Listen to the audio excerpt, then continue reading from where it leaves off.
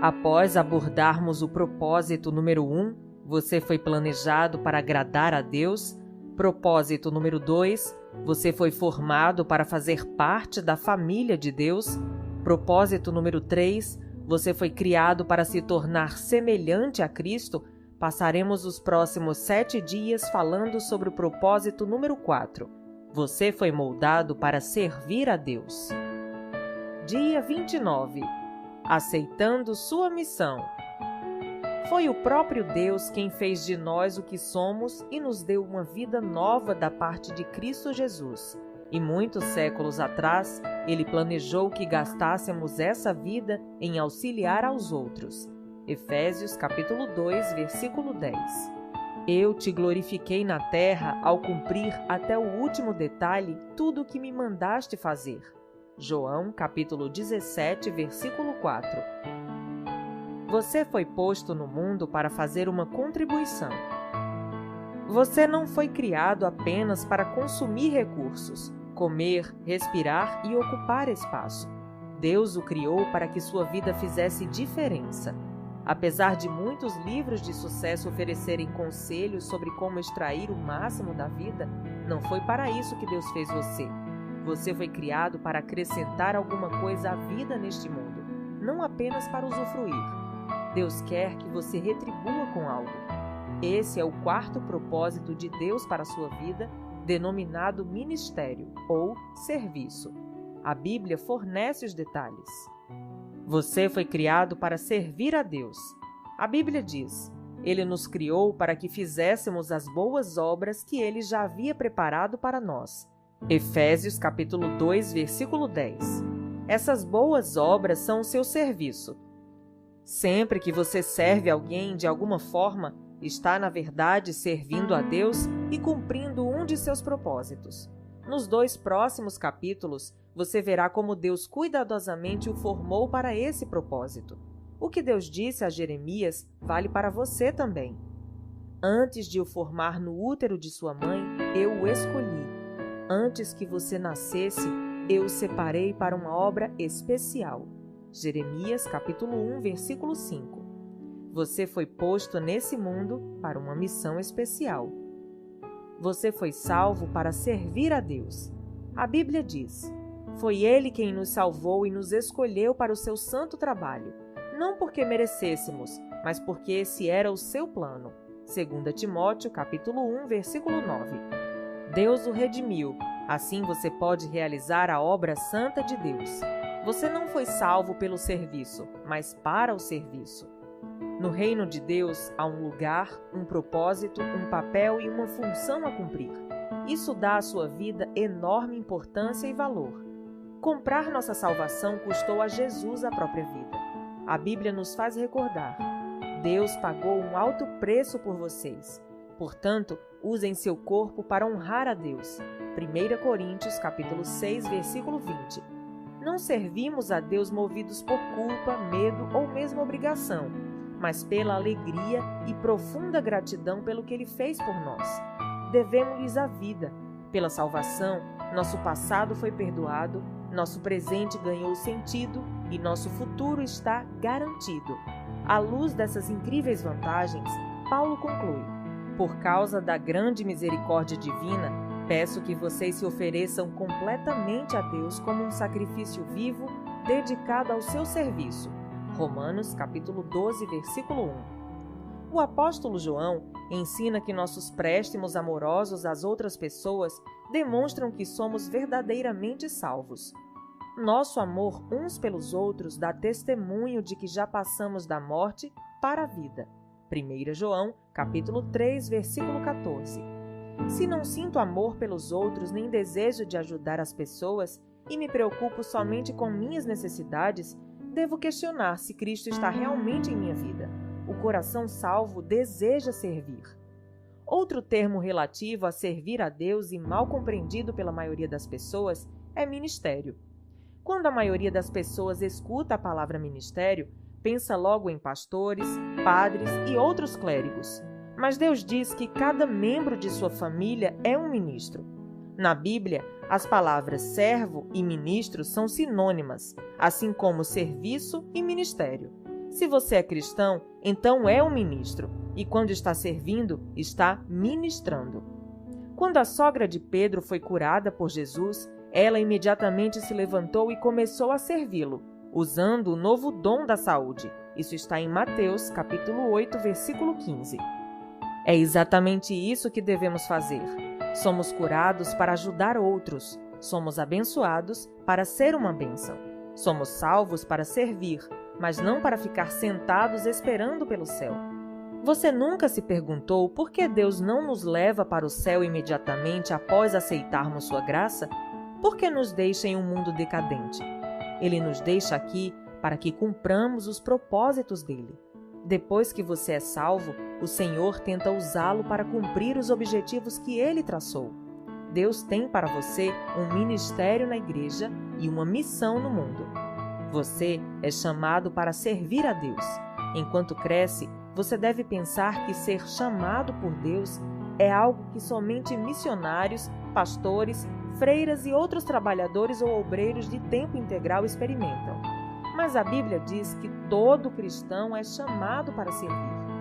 Veja Efésios capítulo 4, versículos de 4 a 14, Romanos capítulo 1, versículos 6 e 7 e Romanos capítulo 8, versículos 28 a 30, 1 Coríntios capítulo 1, versículos 2, 9 e 26 e 1 Coríntios capítulo 7, versículo 17, Filipenses capítulo 3, versículo 14, 1 Pedro capítulo 2, versículo 9 e 2 Pedro capítulo 1, versículo 3. O chamado para a salvação inclui o chamado para servir. Ambos são o mesmo chamado. Independentemente de seu trabalho ou carreira, você é chamado para ser um cristão servindo em tempo integral. Um cristão não servo é uma contradição. A Bíblia diz: Deus nos salvou e nos chamou para sermos o seu povo. Não foi por causa do que temos feito, mas porque este era o seu plano e por causa da sua graça. 2 Timóteo, capítulo 1, versículo 9. Pedro acrescenta: Vocês foram escolhidos para falar acerca das excelentes qualidades de Deus que os chamou. 1 Pedro, capítulo 2, versículo 9. Sempre que faz uso das habilidades que Deus lhe concedeu para ajudar os outros, você está cumprindo seu chamado. A Bíblia diz: Vocês agora pertencem a Ele para viver uma vida útil no serviço de Deus. Romanos, capítulo 7, versículo 4. Quanto de seu tempo vem sendo utilizado no serviço de Deus? Em algumas igrejas da China, dão-se as boas-vindas aos novos convertidos, dizendo: Jesus agora tem um novo par de olhos para ver, de ouvidos para escutar, de mãos para ajudar e um novo coração para amar os outros. Uma razão pela qual você precisa estar vinculado a uma igreja é o cumprimento de seu chamado para servir outros fiéis de maneira prática. A Bíblia diz: Todos vocês, reunidos, são corpo de Cristo, e cada um de vocês é um membro separado e necessário desse corpo. 1 Coríntios capítulo 12, versículo 27. Seu serviço é desesperadamente necessário no corpo de Cristo. Basta perguntar em qualquer igreja local. Cada um de nós tem um papel a desempenhar e cada função é importante. Não existe serviço pequeno para Deus. Todos são importantes. De igual modo, não existem ministérios insignificantes na igreja. Alguns são visíveis e outros são desempenhados nos bastidores, mas todos são importantes. Ministérios pequenos ou velados podem fazer grande diferença. Em minha casa, a luminária mais importante não é o enorme lustre da sala de jantar, mas a pequena luz noturna que me impede de tropeçar quando me levanto à noite. Não há uma correlação exata entre tamanho e importância. Todo ministério é importante, pois todos dependemos uns dos outros para atuar. O que acontece quando uma parte de seu corpo deixa de funcionar? Você adoece. O restante do corpo sofre. Imagine se o fígado decidisse começar a viver por conta própria. Estou cansado. Não quero mais servir este corpo. Quero um ano de folga, só me alimentando. Tenho de pensar no que é melhor para mim. Deixe que outra parte do corpo assuma minha tarefa. O que aconteceria? O corpo morreria. Milhares de igrejas locais hoje estão morrendo por causa de cristãos que não têm vontade de servir. Eles se portam como meros espectadores e o corpo sofre. A ordem é servir a Deus. Jesus foi categórico. A atitude de vocês deve ser igual à minha, porque eu, o Messias, não vim para ser servido, mas para servir e dar minha vida por muitos. Mateus capítulo 20, versículo 28. Para os cristãos, servir não é opção, tampouco algo a ser encaixado em nossa agenda quando há tempo disponível. Servir é a essência da vida cristã. Jesus veio para servir e para dar. Esses dois verbos também devem orientar nossa vida. Serviço e doação resumem o quarto propósito de Deus para a nossa vida. Madre Teresa disse certa vez: viver em santidade consiste em realizar a obra de Deus com um sorriso. Jesus ensinou que a maturidade espiritual jamais será um fim em si mesma. Maturidade é para o ministério. Crescemos para nos doar. Seguir aprendendo mais e mais não é o suficiente. Precisamos agir de acordo com o que sabemos e pôr em prática o que afirmamos acreditar. Impressão sem expressão causa depressão. Estudar sem trabalhar leva à estagnação espiritual. A antiga comparação entre o Mar da Galileia e o Mar Morto ainda é verdadeira. O Mar da Galileia é cheio de vida porque recebe água e também deságua. No Mar Morto, nada sobrevive, pois ao contrário do primeiro, não deságua. A última coisa que muitos cristãos precisam hoje em dia é participar de outro estudo bíblico. Eles já sabem muito mais do que têm posto em prática. O que necessitam é de experiências em servir, nas quais possam exercitar seus músculos espirituais. Servir é contrário à nossa inclinação natural. Na maior parte do tempo, estamos mais interessados em ser servidos que em servir. Dizemos: estou procurando uma igreja que atenda às minhas necessidades e me abençoe, em vez de estou procurando um lugar onde eu possa servir e ser uma bênção. Esperamos sempre que os outros nos sirvam, não o contrário. Mas à medida que amadurecemos em Cristo, o foco de nossa vida é mudado progressivamente para o serviço ao próximo. Um seguidor maduro de Jesus deixa de perguntar: quem irá prover minhas necessidades? E começa a perguntar: de quem irei suprir as necessidades? Você alguma vez já fez essa pergunta? Preparando-se para a eternidade. Terminada sua vida aqui, você comparecerá diante de Deus e Ele avaliará como você serviu os outros com sua vida. A Bíblia diz: cada um de nós prestará contas pessoalmente a Deus. Romanos, capítulo 14, versículo 12. Pense nas implicações disso. Um dia, Deus vai comparar o tempo e a energia que gastamos com nós mesmos em relação ao que utilizamos para servir outros. Neste momento, todas as desculpas para o egoísmo soarão vazias. Eu estava muito ocupado, ou eu tinha objetivos próprios, ou eu estava preocupado em trabalhar, me divertir e em preparar minha aposentadoria. A todas essas desculpas, Deus responderá: sinto muito. Resposta errada.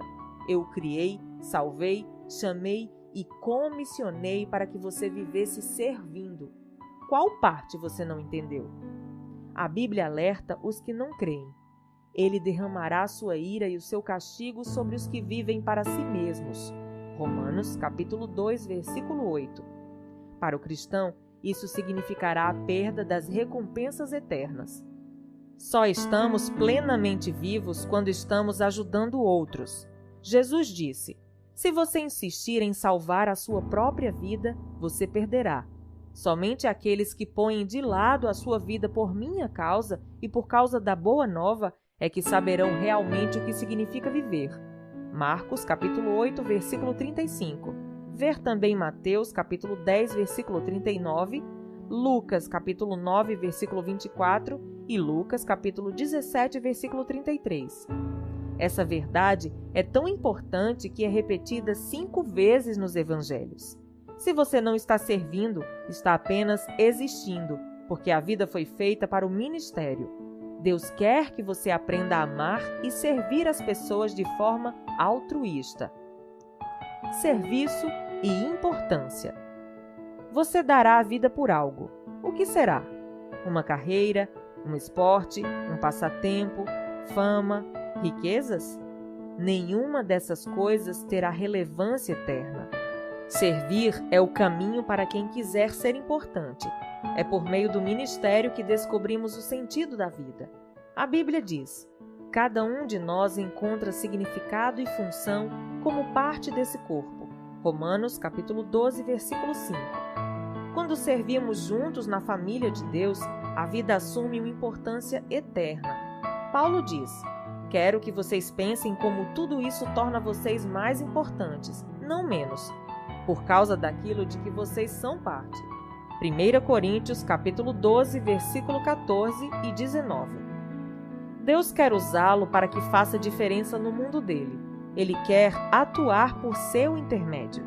O que importa não é a duração de sua vida, mas a contribuição que você ofereceu. Não quanto viveu, mas como viveu. Se você não está envolvido em algum serviço ou ministério, que desculpa tem dado? Abraão era velho, Jacó era inseguro, Lia não tinha atrativos, José foi maltratado, Moisés gaguejava, Gideão era pobre, Sansão era codependente, Raabe era imoral, Davi teve um amante e todo tipo de problemas familiares. Elias tinha tendências suicidas, Jeremias era depressivo, Jonas era relutante, Noemi era viúva, João Batista era no mínimo excêntrico, Pedro era impulsivo e temperamental. Marta se preocupava demais, a samaritana teve vários casamentos fracassados, Zaqueu era indesejado, Tomé tinha dúvidas, Paulo tinha saúde fraca e Timóteo era tímido. Aí está uma boa variedade de pessoas desajustadas, mas Deus usou cada uma delas em sua obra. Ele também o usará, se você parar de apresentar desculpas. Dia 29. Pensando sobre meu propósito de vida.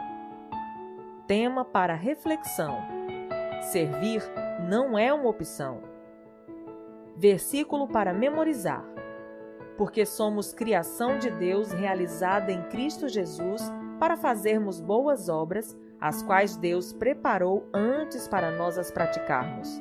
Efésios capítulo 2, versículo 10. Pergunta para meditar: o que está me impedindo de aceitar o chamado de Deus para servi-lo? Até o próximo áudio.